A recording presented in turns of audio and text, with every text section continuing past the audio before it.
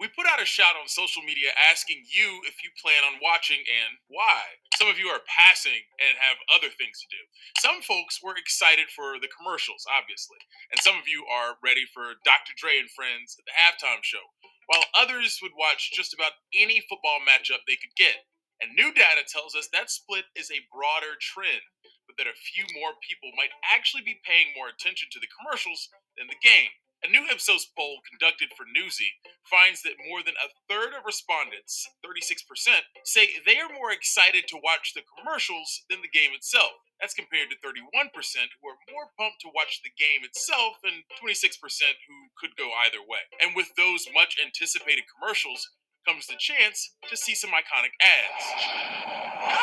We shall prevail. Thanks, Mean Joe. What's that?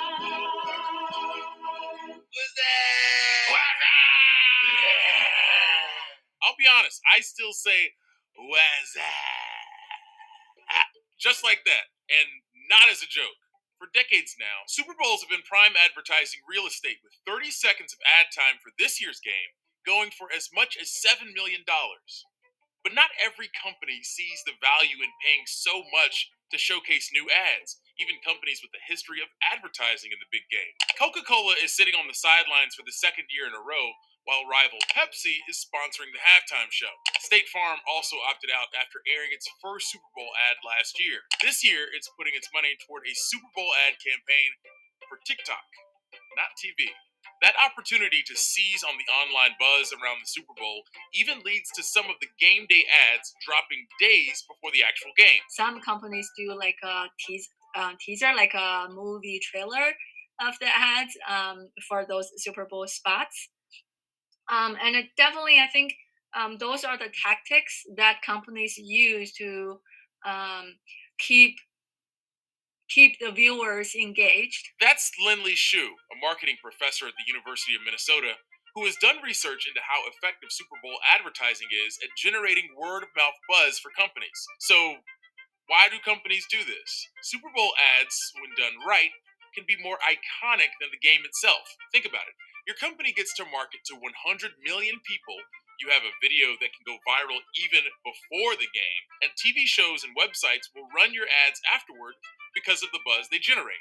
And you have a chance to define your brand. A lot of people watch the game for the commercials, and so it's a very high interest moment in television. So that if you're an advertiser, not only are you going to get 100 million eyeballs, but you're going to get them paying attention to your ad, and that's just unheard of in this day and age. Steve McKee is the co-founder of the advertising agency McKee Wallwork, and he's also the creator of AdBowl, an early online tracker of how viewers respond to Super Bowl ads that let viewers rate their favorites for nearly 20 years. And based on the feedback he saw in his years running AdBowl, he offered an interesting comparison to explain what makes a good Super Bowl ad. Well, the key to advertising in the Super Bowl is recognizing the context, and the context is it's America's biggest party. That's what it is. And so you want to behave in your advertising like you would behave at a party. It's okay to make jokes if you want to do that. It's okay to be loud if you want to do that and be flamboyant. It's okay to do a lot of things. It's not okay to be a downer. Nobody wants a party pooper. It's also important as ever now, with advertisers working to make sure they read the room properly in light of the recent surge of the Omicron variant of COVID 19. Some advertisers are even shooting alternate endings for their commercials to be ready to respond to fast moving events. And ads are even a huge opportunity for companies in trouble to reestablish themselves. Chrysler did this with ads in the early 2010s after it emerged from bankruptcy and the auto industry bailouts. The thing is, it's a big gamble for companies since the massive investment doesn't guarantee any long term buzz. It only lasts like a few days, and then it revert back to the kind of the baseline before the Super Bowl.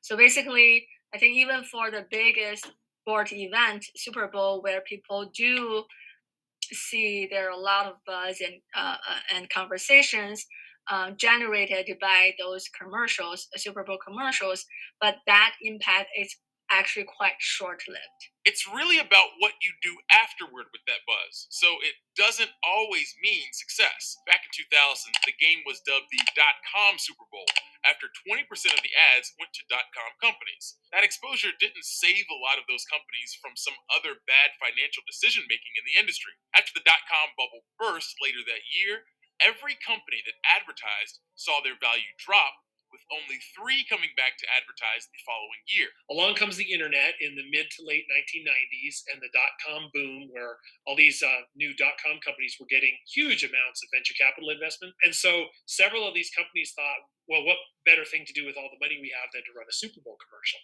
And for some, it worked out pretty well. And for some, they became sort of a joke and a byword because they were running commercials where you didn't even know what they were about. We're seeing another new industry make its first big step towards Super Bowl ads in 2022. Cryptocurrency businesses and marketplaces have been on the upswing in the past year, although the recent large drops in cryptocurrency values have put a dent in those gains. But large exchanges, including FTX and Crypto.com, have poured millions into ads that you'll see this Sunday. We don't know yet if crypto companies will head the way of Apple or the .com busts, but it's part of a broader trend where cryptocurrency businesses are investing heavily in marketing tied to sports and professional athletes. And no matter how effective their ads are on Super Bowl Sunday, it's something we can expect to see a lot more of when tuning in for big games in the future.